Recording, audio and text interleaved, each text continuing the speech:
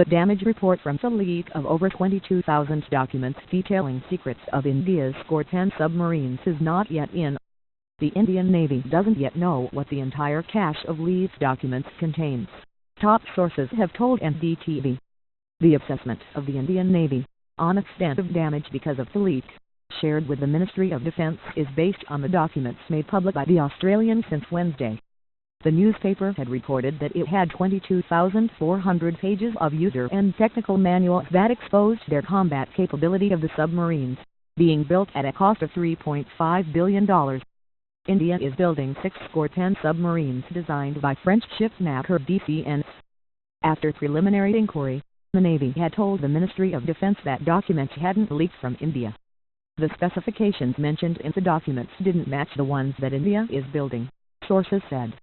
Also, the Navy told the Ministry, the damage, if any, is minimal. Defense Minister Manohar Parrikar today told reporters that government is preparing for the worst-case scenario.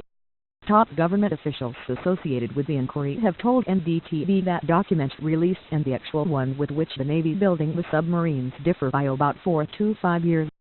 This is the conclusion we have come to after comparing the documents released with the actual ones. But we aren't yet still clear what all has been leaked, he said.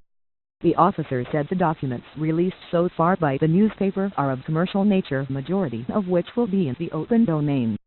India has asked DCN, the French manufacturer of the submarines, to inform India about the extent of the leak and the possible place of the leak.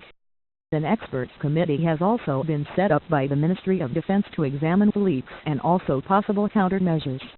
Meanwhile, the Ministry of Defence is also looking at options on the course of action to be adopted if the leaked documents compromise operational secrets. Sources indicated to NDTV that the government is weighing the possibility whether it can levy a fine on DCN.